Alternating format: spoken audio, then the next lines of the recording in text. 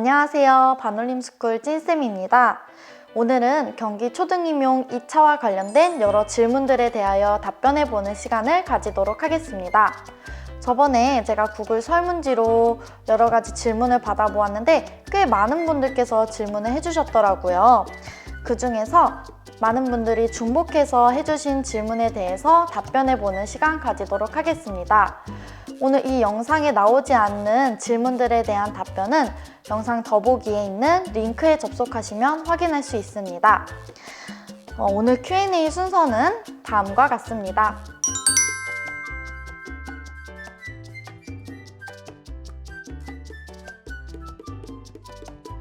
Q&A에 들어가기 전에 먼저 제 점수를 공개를 해야 될 것 같아요. 저는 1차는 83.67 그리고 2차는 98.9점으로 최종 합격을 하였고요. 제가 세세한 점수는 이렇게 화면에 띄워놓았습니다.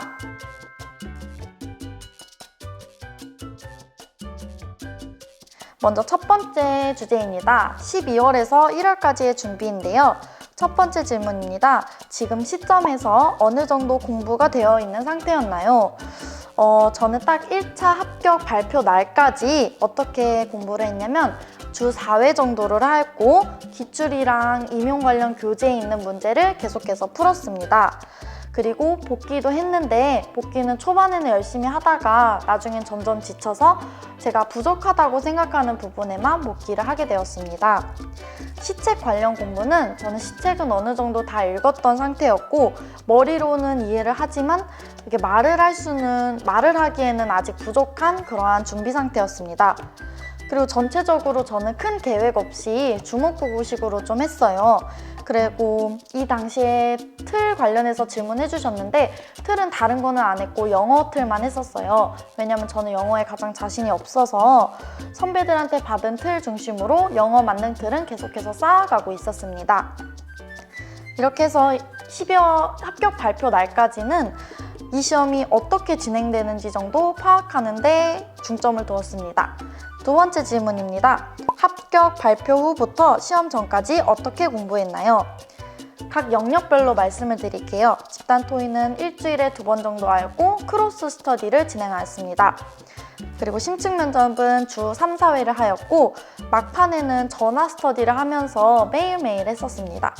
수업 실험과 나눔 역시 주 3, 4회 정도 진행하였고 4명이서 하는 스터디로 하였는데 2명씩 해서 2팀으로 나눠서 했어요. 그래서 2명이 같은 문제를 하고 2명이 또 같은 문제를 하고 이런 식으로 해서 조금 더 효율적으로 진행을 했습니다. 영어 수업 실현은 주 3회 정도로 다른 것보다는 좀 적게 하였고요. 영어 면접은 제가 가장 취약했던 부분이기 때문에 매일 본 스터디에서 수업 끝날 때 그냥 간단하게 친구들이랑 주고받아 보고 그리고 매일 저녁에 전화 스터디를 진행했어요. 그래서 영어로 물어보고 영어로 대답하고 시간 재고 그렇게 진행을 하였습니다. 그리고 중요한 거는 1, 2일 정도 혼자 공부하는 시간을 갖는 게 필요해요. 그래서 6시간 정도 공부했었고 이때 공부 방법은 틀을 만들고 시책 내용을 머릿속으로 외워서 자신의 입으로 설명하는 노력을 했습니다. 그 다음 세 번째 질문입니다. 시책 공부 어떻게 얼만큼 하였나요? 시책 제가 공부했던 거를 일단 말씀드릴게요. 경기교육 기본계획, 혁신학교 이해자료, 배움중심 수업 2.0 기본문서, 성장중심평가, 혁신교육 3.0 이 정도 공부를 하였고요. 이 외에 제가 좀 나올 것 같다 아니면 좀 관심이 있다 하는 것들은 제가 경기도교육청 찾아가서 좀 더 살펴보았어요. 그래서 기초학력 관련 문서랑 마을교육공동체 관련 문서는 더 추가적으로 찾아보고 정리했습니다. 그리고 시책 보는 방법은 제가 지난 영상에 수업 실현 영상을 올렸었는데 거기에 댓글로 2차 자료를 무료 나눔하고 있거든요. 거기에서 시책을 키워드 정리로 했었는데 그 자료를 확인하시면 좋을 것 같습니다. 네 번째 질문입니다. 만능틀 어디에 썼나요? 만능틀 일단 집토랑 심층 면접은 키워드 정리로 하였고 수업 실현은 만능틀을 만들지 않았습니다. 수업 나눔은 만들었고 영어 실현, 영어 답안 모두 만들었고요. 특히 수업 나눔과 영어 실현이 정말 중요했습니다. 여러분들도 지금부터 꼭 차근차근 여러분들이 취약하다고 생각한 부분에 있어서는 특히 틀을 만드는 게 중요할 것 같습니다. 5번째 질문입니다. 시책 외에 어떤 것을 공부하면 좋을까요? 저는 일단 여러 가지 교육 이슈에 대해서 관심을 가지려고 노력을 했어요. 그래서 뉴스에도 수시로 검색을 해보았고요. 예를 들어서 제가 시책 공부하다 궁금한 내용, 전학공을 어떻게 활성화할까 이런 게 궁금하면 유튜브에 검색해서 찾아보고, 그리고 특히 저도 춘파나 초인공 보면서 여러 가지 좋은 유튜브 채널을 추천받았는데 에듀니티라는 유튜브 채널이 있어요. 거기에 가면 조금 더 현장에 있는 목소리를 들을 수 있고 제가 도움이 되는 정보들이 많이 있더라고요. 그래서 여러분들도 한번 수시로 확인해 보시면 좋을 것 같습니다. 2번째 주제로 넘어가겠습니다. 집단 토의인데요. 이번에 사실 집단 토의가 없어졌다고 들었는데 그래도 내후년에 누군가 볼 수 있으니 일단 질문 들어온 것에 대해서 답변해 보도록 하겠습니다.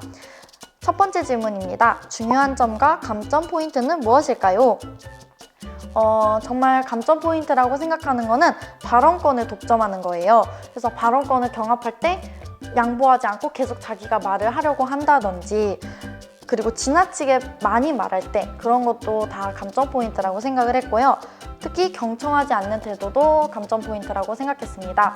그래서 저는 최대한 여러분들과 눈 맞추면서 약간의 미소까지 보여주려고 했고요.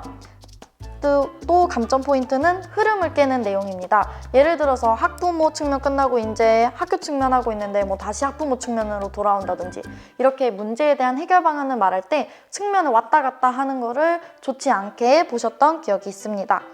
다음 2번째 질문입니다. 기조 발언 인사는 1번 순서가 아니어도 해도 되나요? 이건 지극히 개인적인데요. 제가 팀티칭을 받았을 때 면접관으로 들어가셨던 교장 선생님께 들었던 이야기인데요.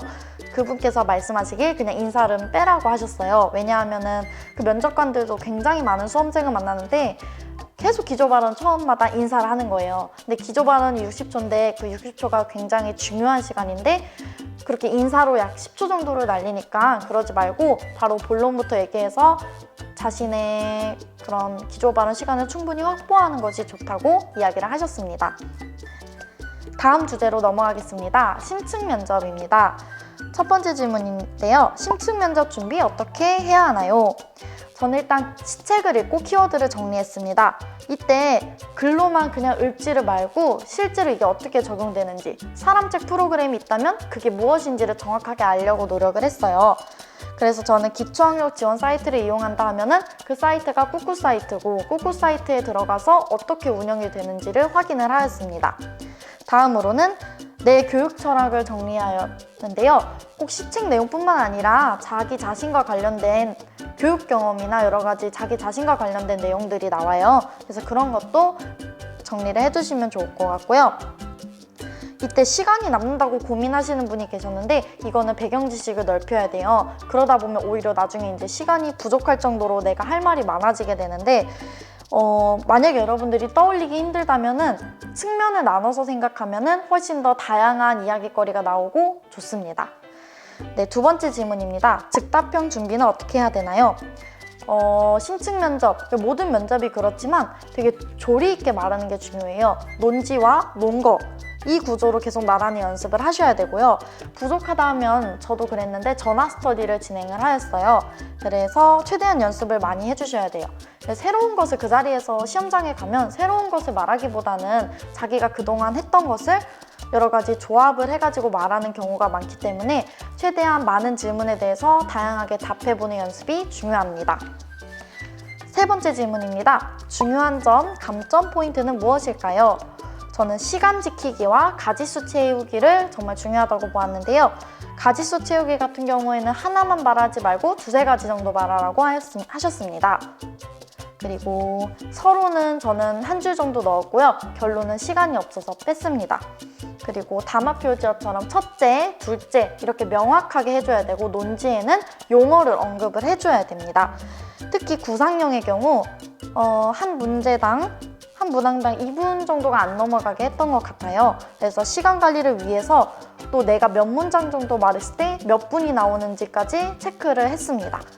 그렇게 하다 보면 이제 시간 관리하는 거는 조금 익숙해질 거예요.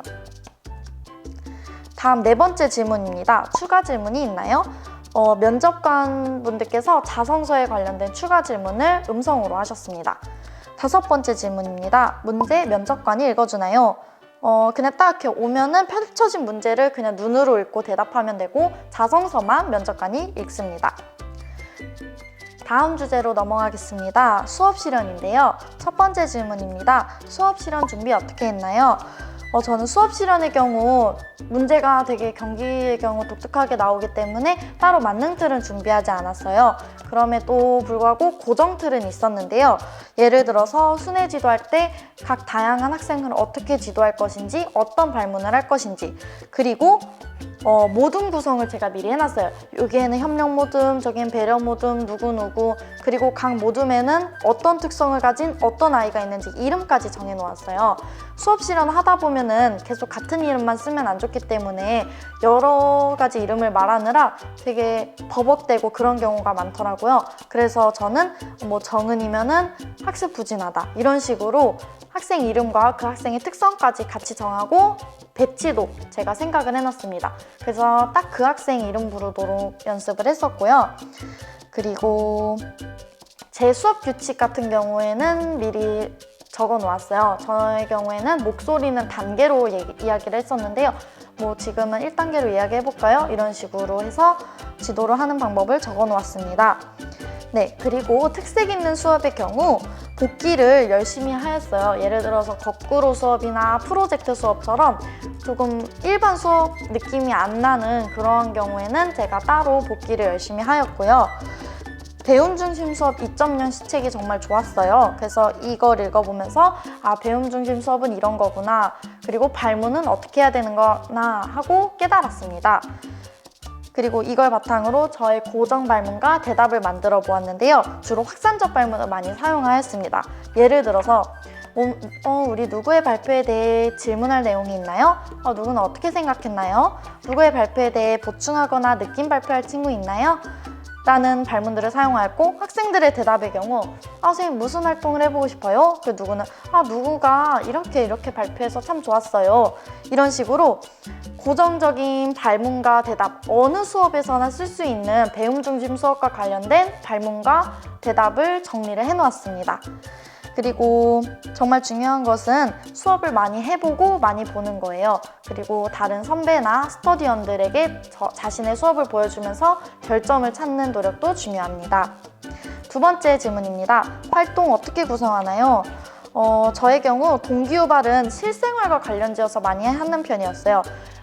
제가 직접 영상을 촬영했다고 가정하거나 편지가 왔다고 하거나 학교에 우리가 오늘 할 내용을 전시한다, 아니면 발표회 때 우리가 발표를 한다, 우리 학급 문집에 실을 거다, 이런 게 다 실생활과 관련된 내용으로 하였고요. 활동 1은 주로 탐구나 모둠 토의를 진행하였습니다. 그래서 허니콤보드나 붙임 쪽지로 의견을 모으는 역할을 하였고요. 활동 2는 1에서 이야기 나눈 것을 바탕으로 어떠한 것을 만들고 발표하는 시간을 가졌어요. 그래서 이때는 동료 평가의 하나인 나눠우리 평가지를 활용하였고, 또 학급 갤러리 같은 거를 해서 이렇게 벽면에 전시해서 학생들이 발표 작품을 볼 수 있게 활동 구성을 하였습니다. 그리고 독창적인 수업을 어떻게 하는지 질문을 해주셨는데요. 저의 경우에는 이제 독창적인 것보다는 성취 기준 만족하고 조건 만족하고 시간 만족하는 거에 되게 초점을 두었어요. 그리고 배움 중심 수업에 맞게 교사의 발문을 되게 상세화하고 학생의 대답도 되게 자세하게 했어요. 그래서 학생과 학생 간, 학생과 교사 간 상호작용이 정말 활발하게 일어나는 수업이 될 수 있도록 구상을 하는 노력을 더 많이 했습니다. 그리고 그래도 독창적인 수업 좀 하고 싶다 하시면 일단 수업을 많이 보는 게 좋아요.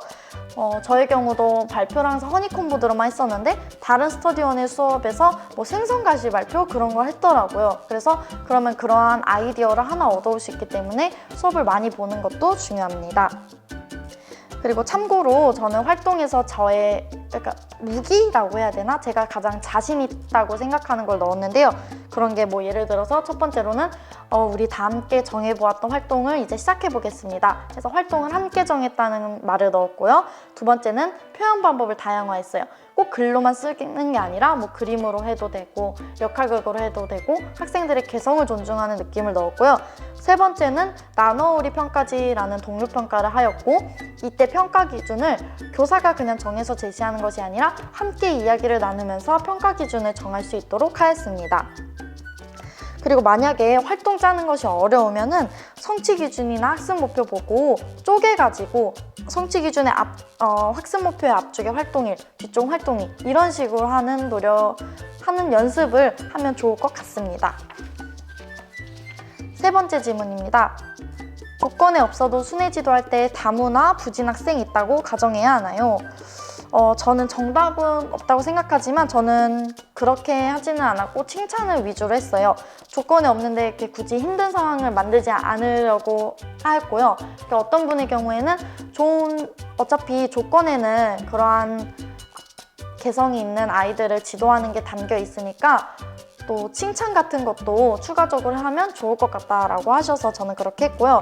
또 어떤 분은 그런 학생이 있다고 가정하고 순회 지도를 하면서 개별 지도를 하는 게 약간 좀 따뜻함, 책임 있는 교육을 보여줄 수 있어서 좋다라고 하시는 분도 계셔서 선택인 것 같습니다. 다음 질문입니다. 코로나 관련 조건 대비를 어떻게 하면 좋을까요? 굉장히 어려운 질문이었는데요. 현실적으로는 지금 어떻게 하고 있냐면 마개거손이라고 4가지를 지키고 있어요. 마스크, 개인 물품, 거리 두기, 손 씻기입니다. 이런 거를 되게 강조하면 좋을 것 같고 사실 모든 활동을 간격 유지하고 하시는 분도 계시거든요. 그래서 아예 모든 활동을 안 하지는 않는 것 같습니다.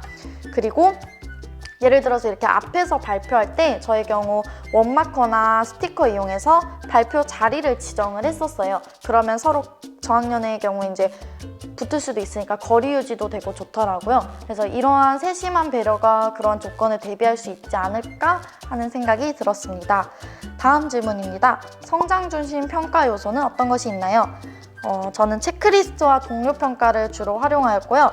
사실 평가에서 중요한 것은 평가를 하고 난 다음에 피드백이에요. 그래서 체크리스트도 그냥 체크만 하고 끝나는 것이 아니라 체크한 내용을 바탕으로 활동이 끝났을 때 우리 어떤 모듬이 협력해서 굉장히 잘하고 있었네요. 선생님이 돌아다니 보니까 이런 모듬에서 이렇게 했네요 하고 피드백을 주는 것이 중요합니다. 그리고 동료 평가를 했으면은 그거를 바탕으로 학생과 학생끼리 서로 피드백 줄 수 있도록 하는 게 중요합니다. 6번째 질문입니다. 구상 시간에 구상 어떻게 하나요? 저는 딱히 몇 분에는 뭐하고 이렇게 나누지는 않았고요. 마지막 5분을 중요하게 생각했는데 마지막 5분은 수업의 흐름을 익히고 수업 나눔 때 말할 거를 꼭 정리를 했어요. 사실 수업 실험보다 수업 실험은 조금 못해도 나눔에서 말을 잘하면은 좀 괜찮게 점수를 받는다라는 이야기가 있어요. 그래서 나눔을 조금 신경을 썼는데 어떻게 했냐면은 일단 빨간색으로는 조건을 하였고요. 파란색 펜으로는 조건이 없어도 나의 강점이나 내가 수업 나눔에서 말할 만한 거리가 있는 것들을 파란색으로 표시를 했습니다. 특히 구상할 때 중요한 점이 대표적인 문장으로 한번 바꿔주는 것도 중요해요.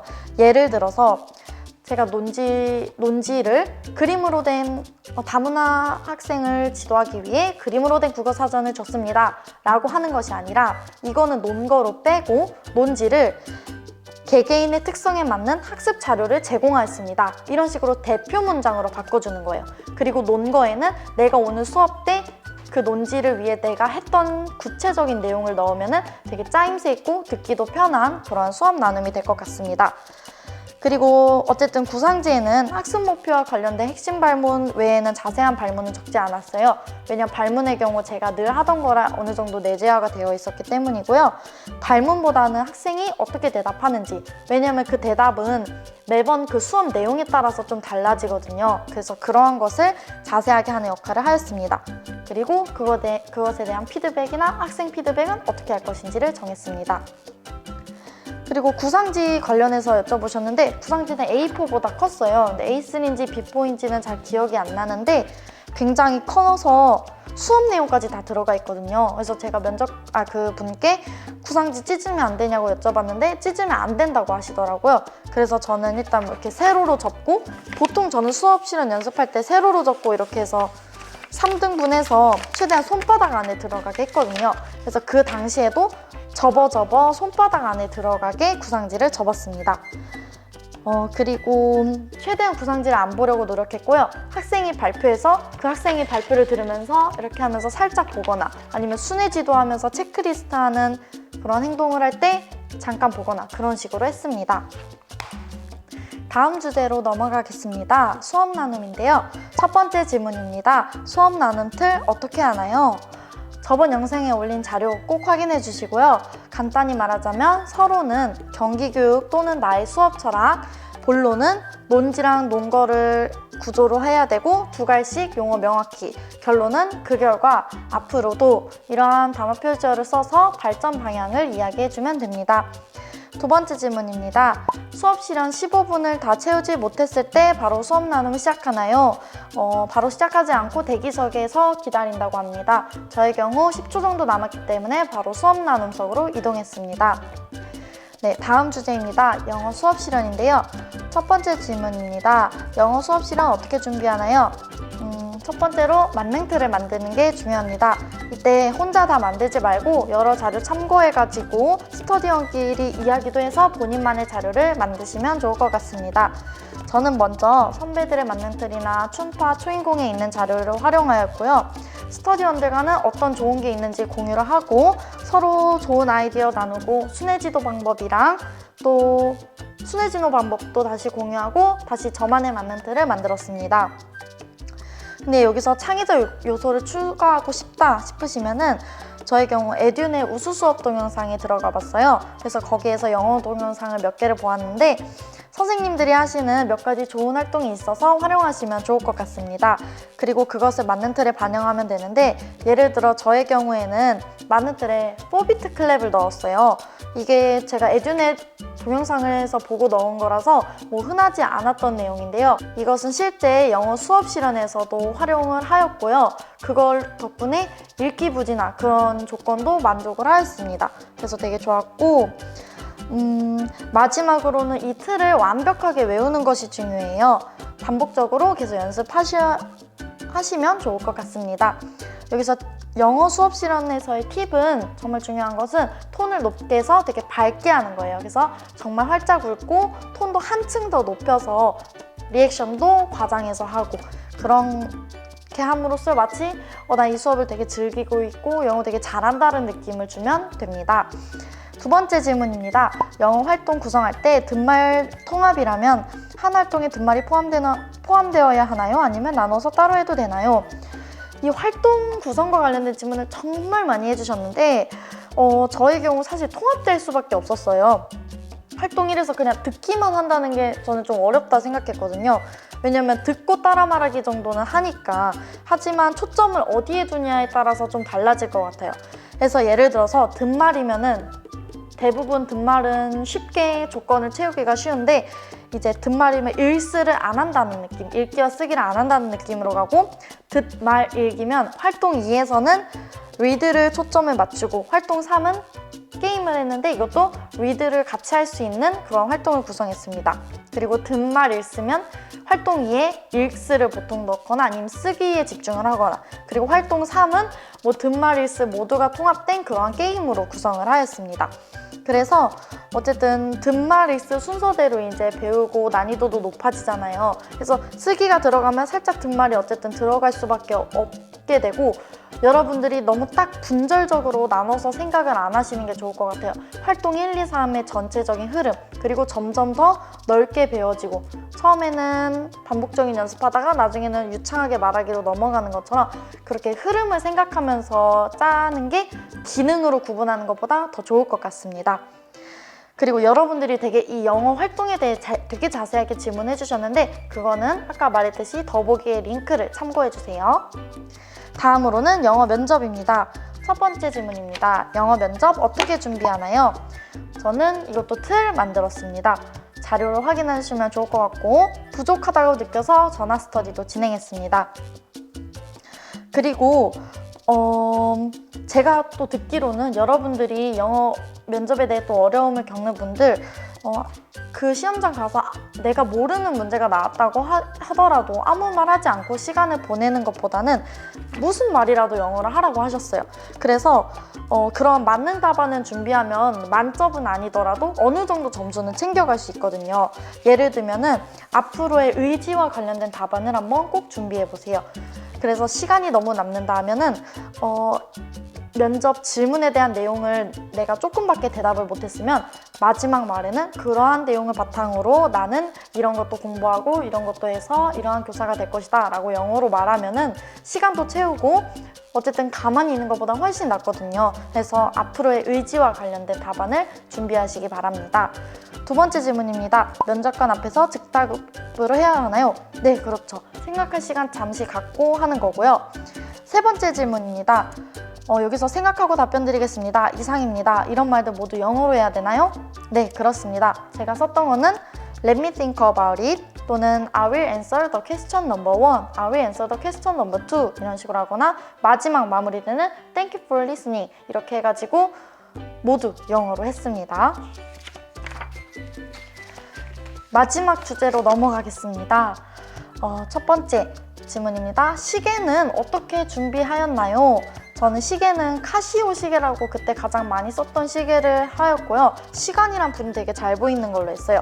그리고 아날로그 시계로 준비하셔야 되고 면접 그 대기실에 보니까 실제 시간을 확인하고 싶어서 시계를 2개 가지고 오는 분들이 계시더라고요. 그래서 하나는 몇 분 지났는지 정각 맞추는 용, 하나는 실제 시간 확인용에서 2개를 준비하는 분들도 계십니다.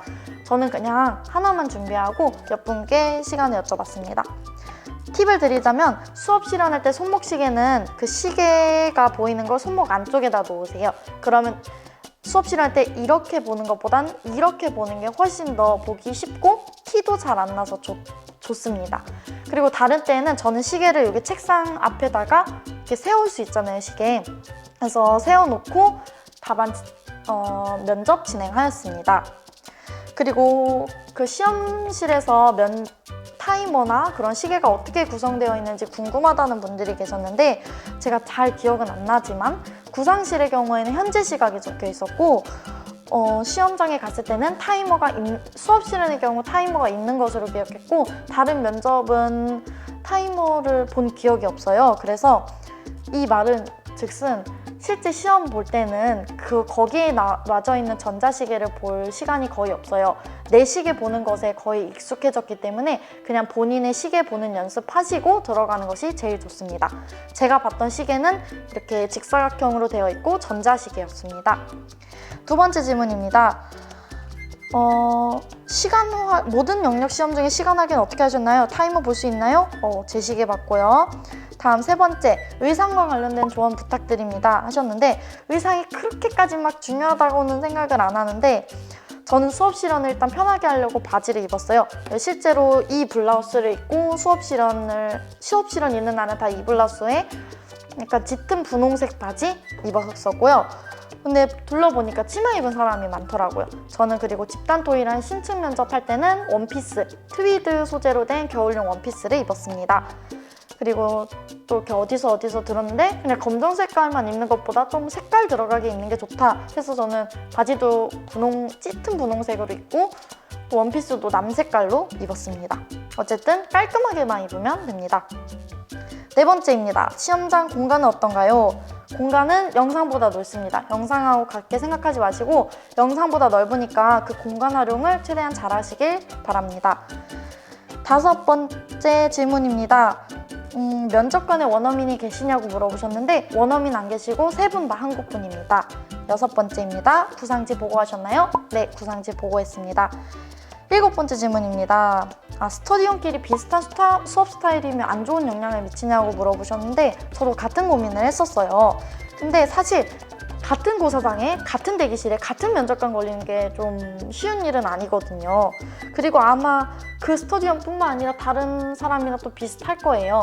만약에 걱정되시면 저희 스터디의 경우에는 만약에 같은 데에 가면은 조금 명칭을 좀 다르게 해보자 이런 식으로 했었거든요. 그래서 걱정되시면 나중에 결과 나오는 거 보고 명칭 같은 것만 조금 살짝 바꿔주시면 되지 않을까 싶습니다. 8번째 질문입니다. 말을 더듬거리는 것이 감점 요인이 되나요? 더듬거리는 것이 걱정되면 천천히 하시면 돼요. 그러면 덜 더듬거리게 되거든요. 아무래도 더듬거리지 않는 게 사람이 준비되어 있고 인상도 그래 보이니까 딱 명확하게 이게 감점은 제가 실제 감점하는지는 몰라도 사람이 평가하기 때문에 그 느낌을 무시하기는 어려울 것 같습니다. 그리고 추가로 팁을 드리자면은 막혔을 때 이렇게 피식하고 웃거나 아니면 너무 어이없는 문제가 나와서 이렇게 막 이렇게 하거나 그런 제스처는 하지 말라고 하셨어요. 그리고 막히면은 이러지 말고 잠시 생각할 시간을 가지도록 하겠습니다 하고 딱 끊어주고, 아니면은 잘못 말했을 때 아니 이런 게 아니라 정정하겠습니다 하고 딱 면접에 맞는 그런 말투를 사용하시면 됩니다. 마지막 질문입니다. 아무것도 하고 싶지 않은데 어떻게 의지를 가지고 2차 준비를 하셨는지 궁금합니다. 너무 공감이 되고요. 아마 많은 분들이 그냥 1차 끝나가지고 정말 2차 하기 싫으실 거라고 저는 생각이 들어요. 저 또한 그랬었고요. 근데 1차 결과 나오고 나서는 정말 좀 다들 열심히 하는 것 같고요. 혹시 너무 잘 보셨다면 정말 스트레스 받지 말고 좀 편안하게 하시면 될 것 같고, 못 보셨다면 뒤집을 수 있다는 생각으로 하시기를 바랍니다. 그리고 이런 분들이 계세요. 너무 가망이 없어서 그냥 포기하고 시험장을 안 가시는 분들도 계시는데 그분들의 선택도 모두 존중하지만 그래도 주위에서 얘기 다 듣기로는, 그리고 제 생각도 그렇고, 한 번이라도 그 시험장을 경험해 본 것과 경험해 보지 않은 것의 차이는 정말 커요. 그래서 만약에 이 시험을 영영 안 볼 것이 아니시라면은 내년에 또 준비하실 계획이라면은 어떻게 1차 점수가 어떻든 간에 준비를 하고 2차를 경험하고 오는 것이 그 다음에도 좋기 때문에 끝까지 파이팅 하시길 바라겠습니다. 네, 이렇게 해서 여러분들이 해주신 질문들에 대해 답변해보는 시간 가졌습니다. 도움이 되었나요? 여러분들 이 영상 참고하셔서 여러 가지 꿀팁 얻어가시고 꼭 좋은 결과 얻을 수 있기를 진심으로 응원하겠습니다. 감사합니다. 현장에서 만나요.